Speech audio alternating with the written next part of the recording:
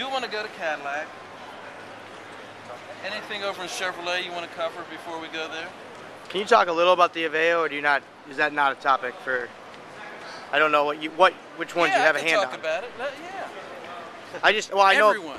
Well, I saw the. Every General Motors car on the planet. Good. I'm involved in. Well, I saw the Aveo at the tech event. We can keep walking. Yeah. And this one's a little. I don't like the term showy, like as far as for concept, but it doesn't look as production with all the neon lights and the huge wheels, the Brembo brakes, the center exhaust. But I know the center exhaust on like CTSV concept came, and this would be the high performance version. Yeah. So would that be something that would even be considered for production if it was the high trim level like this? It is a concept, but it is extremely production feasible. You know, the new Aveo, we want to put a lot more energy into the design, much sportier car, a much different car than the previous generation of Aveo. I mean, small cars should be cool. I think they should have a lot more energy in their design. The Spark is another example. I mean, for real mini-sized cars, a lot of energy in design. It's just, Aveo shouldn't just be, well, I can't afford a real car, so I get an Aveo. Aveo should be cool. And this, the base vehicle will be very similar to this. And of course, this one's got a little bit more show, Euro sport. Flare. There's no lens cover over those headlamps, and that's kind of something I like. The raw barrel. Is that possible? Is that feasible? Yes. Really? Yeah, the one at the GM Tech event, dude. I know. Didn't have the I neon, know that. I know. That's why I'm asking about raw barrel with no lens cover. Yeah. Well, it does have the lens cover. It's just handled in a different way. They're two mini lens They're covers exposed. as opposed to one big. And I agree with him. I like that as a styling point personally. I think it's different. Adds a lot of visuals. But It's the aggressive. surface language is such a story on this car. Well, even like if you look on the because you would side. never notice that wheel arch without the surface language. But it also has a lot to do with paint. Like, you've got to have a rich hue, something that's really going to work with all that surface language. And then we put the door handle up high for two reasons. It does to honor the Chevy Beretta. Just kidding. I'm just kidding. Good Lord. Who invited this guy? So at any rate, it does a couple of things. It allowed us to really pull the body side in that area to help the aerodynamics, and also gives the car more of a three-door kind of look, sporty, hot hatch kind of. The interior, it's got great interior space for a car this size. Could we see something like, I don't remember if those are Carlos, but they're definitely heavily bolstered and really thick leather. Could we see something like that in production in the high trim level, or is that just out of the price range? No, the seats for the next generation of Aveo are cool. They're really good, very supportive. Aveo is a whole different kind of deal in this next gen. I want one in my garage between my I would totally Camaro have that. and my Corvette. It's quotable. I would drive that concept car. I wouldn't drive the current one. I would drive that. Okay, let's go to Cadillac. Yes. The Halo headlights, that's the second car, I guess now. Is that something going to be a Chevrolet trait in the future? Maybe sportier? RS equals Halo. This one will have it. Right now, it's the only one that we've got planned with a lamp quite like that. There are a couple advanced projects we're working on with some similar kind of deals, but right now, that is it. Right now. It seems to be a pretty, it's a very popular option for Camaro. I know a lot have the RS package. When this car hit, and I saw the Halo, I immediately started thinking, this could be Chevy's move. Like an RS package thing. RS package Yeah, thing. RS equals Halo. Let's go over. I like the way that.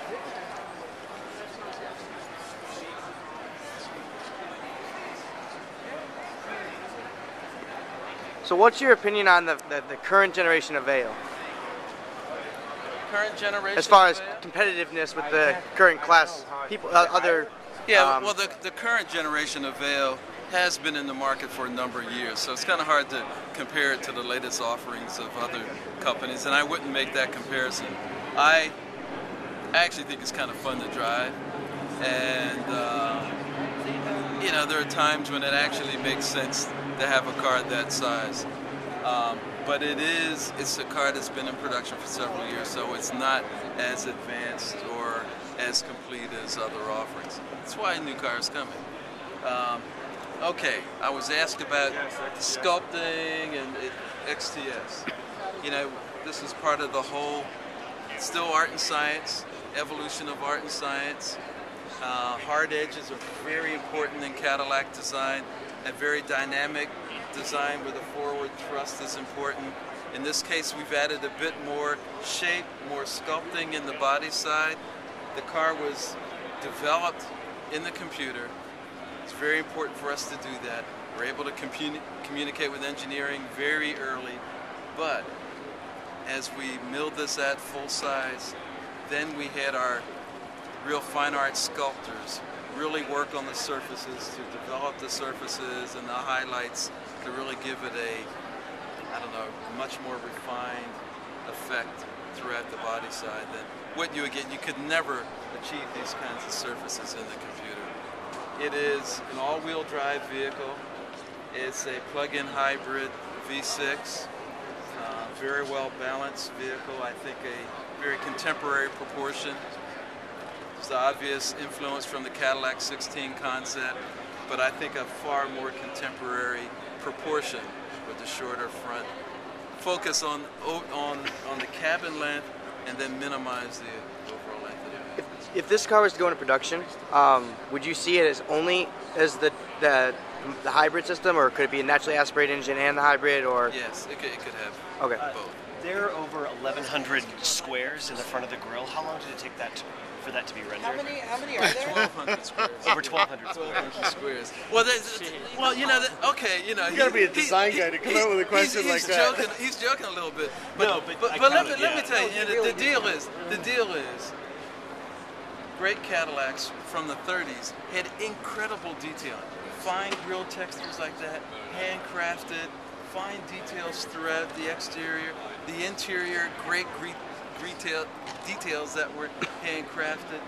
Now with the technologies we have in place, you know, the computer, you just develop that fairly quickly, and then you do the analysis to see if you can still cool the engine, you make the adjustments, you just do that, and it's done. The interior's got perforated suede in some areas. Really interesting. But it's a digital programmed perforation, so it's not just same perforation all the way through. It does. Is that reasonable to be in a production car, or not really price feasible? Why not? I'm asking. Here's a Cadillac Halo car. Throughout the vehicle, we've been able to really work the details.